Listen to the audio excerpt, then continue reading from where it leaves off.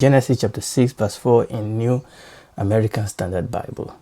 The Nephilim were on the earth in those days and also afterward, when the sons of God came into the daughters of mankind and the bore children to them. Those were the mighty men who were of old, men of renown. And we done a lot on the study of Nephilim. We've looked at Genesis chapter 6 verses 1 to 8, and we've done a lot on this verse, on these verses. Deuteronomy chapter 29 verse 29, New Living Translation. The Lord our God has secrets known to no one. We are not accountable for them, but we and our children are accountable forever for all that he has revealed to us, so that we may obey all the terms of this instruction. Okay, so again, so far we are in Genesis chapter 6. Like I said, we've looked into Genesis chapter 6 verses 1 to 8, and we have now gone back to verse 4 because there are still issues we want to consider with respect to the Nephilim. Okay, now our study of the Nephilim has brought us to modern day mysteries of sins and iniquity, the knowledge, the forces that opposes the will of God in every generation. And that was what was represented by the Nephilim in Genesis chapter 6, and we've traced this. So what we are doing at the moment actually is to look at the parallel, is to look at these modern day mysteries of sin and iniquity. Okay, I don't want to go back to all the things we've said before. I always run that risk not to do too much of a review, but we have to do a review, but I don't want to do too much of a review. Now, where are we now? The questions that we have been looking at is this: how do we explain this 1% residual UFOs and co? These are the UFOs, these are the UAPs sightings that are not fake. Are they extraterrestrial beings? We said no, they are not. Are they beings from another dimension? Are there parallel universe out there? Are there extra dimensional beings? If yes, have they been visiting, and are they still visiting our universe today? And if so, how is that possible, and why are they coming? Why are they here? Remember what we said. These are what the expert in this area, this is what they said. Last episode, we briefly explored this question biblically. This question I just ran through, and this was our answer to this question. All right, I'm going to go through them, and then we are going to give our biblical answer. We asked, is there a parallel universe out there? And we said yes. The Bible did talk about multiverse. The Bible only talks about multiverse of two. The Bible tells us that there is a parallel universe out there, the spiritual universe. This is the universe of God. This is the universe of heaven. This is the universe of angels. And yes, that is the realm of Satan and demons and hell. God created a multiverse, but it's a multiverse of two. Amen. And then we asked the question, is it possible that there are other universes out there? And we said yes, that is possible. But that if there is other multiverses out there, God must have created them. Since God did not tell us about those other universes, even if they exist, they have nothing to do with us. And nobody is coming to visit us from any other universes apart from the one we already know about, which is the spiritual universe of God. And then we ask ourselves the question, are there extra dimensional beings out there? We said yes. There are beings there, God, angels, and demons. Have they been visiting, and are they still visiting our universe today? Absolutely. I mean, the Lord Jesus Christ came. Okay, demons are here, angels are here. Okay, they have visited, and they are still visiting. And they have not only visited spiritually, but they have also visited physically. We have seen stories where angels put on human body. The Lord Jesus Christ became flesh. Demon possessed human being. And we have gone through a whole lot of these things before. They have visited, they are still visiting. People have seen them. They have made themselves known. And also we saw that God in his sovereignty has also allowed people to see into that realm, either by dreams, by vision, or sometimes people are taken up into that realm, what we call open vision and things like that. We've gone through this, okay? And we said, how is that possible? We said this is possible by the power of God. Okay, there's no force. Okay, it's not, when I say no force, I mean FUSS. It's not by building, you know, a time machine or anything. It is by the power and the operation of the Holy Spirit.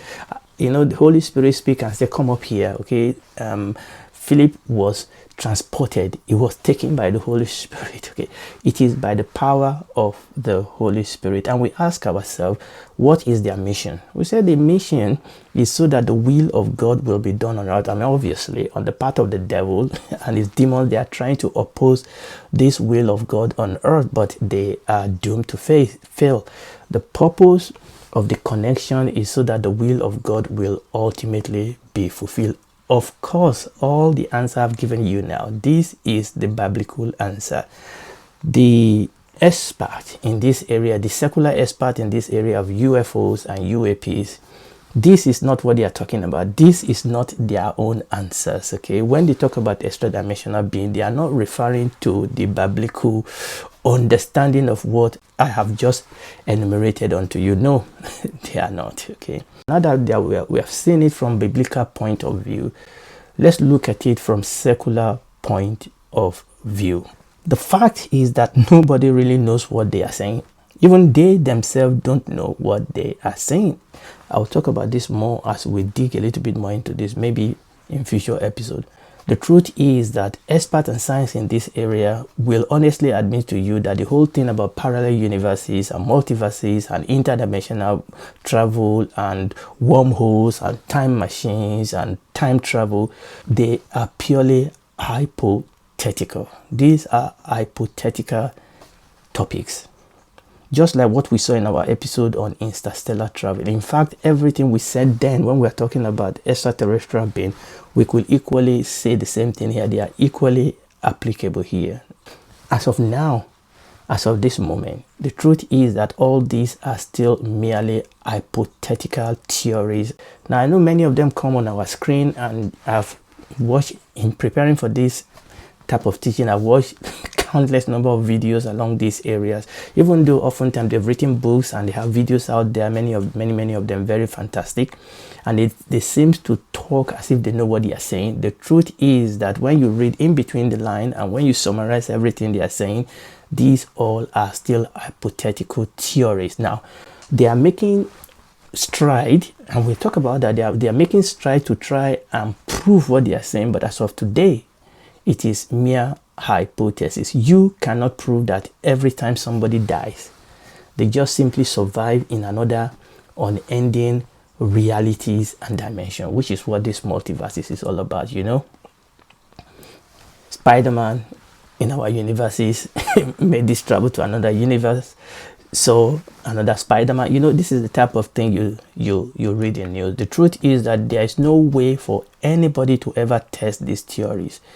and hypothesis of multi-universes. Why? Because we cannot see beyond the observable universe, at least at the moment. Now, they claim that they are making stride in that direction, but we are going to see what stride are they making and what are the possible outcome of this stride. Now, the theories of multiverse so far has not solved any paradoxes, but they have only succeeded in creating a lot of confusion, and they have only succeeded oftentimes in making some people question their faith. And really, that is the reason why it is very, very important for us to talk about these things. Because, you know, as I listen to these videos and this teaching and things like that, it just occurred to me that oftentimes when people talk about this area, they talk about science. But the truth is that I realize that behind a whole lot of this thing is really a denial of God. What is common to a whole lot of all this thing we are talking about is to say, you know what, there's no God, the Bible is not true, and we are gods. That is what is behind this. If the universe, if the universe has a beginning, and if there is God and God created it, and if we believe what the Bible already spoken to us, a whole lot of these things will have been clear. Christianity is not against scientific development and advancement. No. The truth is that these researchers, so-called, start from a place of bias. They already decided that there must be no God. There's no room for God. They are ready to break any rule. They are ready to do anything just to make sure that God doesn't appear in this picture. And that is the problem. That is the evil. And unfortunately, oftentimes people believe this thing because they think that these are the experts in the field. They must know what they are saying. And if science says this, how can we believe the Bible? No, that is not science. That is not true science. That is rogue science. The Bible is very clear. And the Bible is not anti-true science.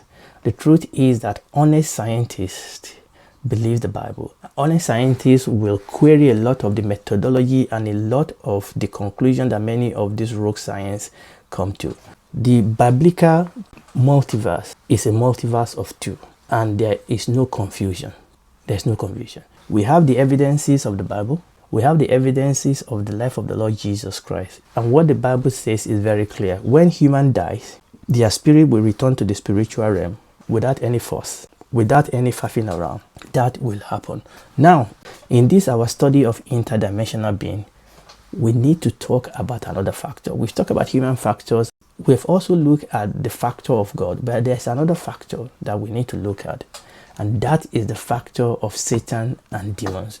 Will it not be in the nature of the devil to try and confuse the clear teaching of the Bible, to try and muddle the water? That will be in the nature of the devil. It will be in his character to sponsor lies that replaces the reality of heaven and hell with modern day theories of parallel universe and multiverse, where people can just keep on living in alternate universe. You see what I'm trying to say? At the back of all this thing is really a challenge of God and a challenge of the truth of God. Okay, that people will not, die and face judgment. We just keep living in alternate universes.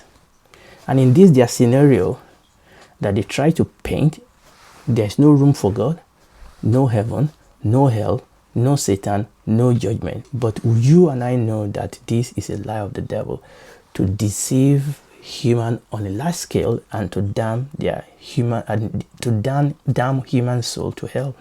That is what the devil is about, and that is the reason why we are digging into and looking into this type of topics. So in the arena of UFOs and UAPs and the like, we need to add the involvement of demonic power to deceive people on large scale and to make people believe in lies on large scale. They do this either by direct demonic activity or by indirectly influencing the shakers and the movers of this world, or sometimes, in fact many times, by indirectly influencing the scientists of this world to make all these hypotheses and theories, just like it did with the theory of evolution with Darwin. That was inspired by evil. I mean, the evil that theory has done on earth is incalculable. But that is somebody that the devil was able to inspire with a wrong hypothesis that has influenced our world up till today. So we need to talk about these demonic influences. So people sometimes ask, these extraterrestrial beings, these extra-dimensional beings, are they demons? Are they demons? And from what we have learned so far, the answer to that is no and yes. The answer to that is yes and no. Demonic activity can parade themselves as ETs and EDs. They can do. But demonic activities is just one of the explanation of UFOs and UAPs. There are other explanations, as we have seen. So it's not, I wouldn't say that every one of these phenomena and every one of these objects are demonic manifestation or demonic influence, but yes, they can be part of it and they are part of it, and that is what we need to understand. So what we are saying is that in answering various questions about UFOs and UAPs and ETs and EDs and the so like, we have to look at these three related factors: the God factor, the Satan factor, and the human factor. You see, the reason why secular experts are chasing shadow in this field is because they deny as a group the existence of God and Satan. There's no room for those. And that is the reason why they are chasing shadow. Just as Jesus replied the liberals of his days, those are the Sadducees of his days, in Matthew chapter 22, verse 29, the Lord Jesus told them that they are all wrong because they are ignorant of the scriptures and because they deny both the reality and the power of God. That is what the Lord Jesus told the Sadducees of his days. And those Sadducees of the days, those were the liberals. And that applies to the Sadducees of our days, the liberals, whether religious or educated or scientists, whatever. They are all wrong. Their hypothesis is all wrong. The direction, their methodology is all wrong. Why? Because they are willingly, and the word here is willingly, because they are willingly ignorant of the scripture, and they have decided that they will not give any room of consideration for the reality and the power of God. Normally, you will expect that scientists will be open-minded and they will go to wherever the data goes, but that is not the spirit that we are seeing in our world today. Human today, just like the rebellious Israel at Mount Sinai in Exodus chapter 32, you remember the story. Israel have been delivered from Egypt. Moses have taken them to Mount Sinai. Moses has gone up the mountain to get the commandment for them. But what happened? They rejected God. They rejected God. So we today, we are just like that. Having rejected God today and having rejected the Bible, we are now looking up to science and technology to make us gods that will lead and protect human. That is what is going on today. Just like the children of Israel did to Aaron. They said, make us gods. This Moses, we don't understand what is happening to him and his God. Make us God. And that is exactly what we are looking at today. As a group, humans have rejected God and rejected his revelation. And now they are looking up to science and technology to make them gods that will lead and protect human. And science and technology is trying to live up to the bidding. In fact, they are taking the lead in this. They are trying to make us gods. We call it what? The miracle of science and technology. More about that later. Again, let me stress what we are not saying. We are not saying that science by itself is evil. We are not saying that technology by itself is evil. No. We are saying that science and technology is in the hand of evil people that are twisting it for demonic purposes, that are using it to want to confuse people, that are using it to want to overturn the faith of people, that are using it as a tool against God. That is what we are trying to say. We are not against science. We are not against technology. God gave us the wisdom. In fact, I've said this over and over and over and over again, even though they will not want you to know this. Scientists of old were Christians. They love God. In fact, they look at their scientific, intelligence as a gift from God. We've talked about this. Isaac Newton, Michael Faraday. These are the names we talk about, and we can go down the line. These people, they didn't see any form of conflict between their Christian faith and their professional science. So we are not against science here. It is this science and technology in the hand of the evil people, and understand that the Antichrist is going to use this technology to deceive the whole world and to wage war against God. Since as human in our days, we have rejected God as a group, humans are now ripe for large-scale deception by the devil. And this is the problem, that since humans have rejected God's authority, they will wholesale submit to evil and ungodly authority. That is the problem. If we reject the authority of God, just like Adam and Eve did in the Garden of Eden, human will inevitably submit to evil and ungodly authority. Rogue science is looking for alternative answers to questions about life and the universe, which the Bible has already clearly answered.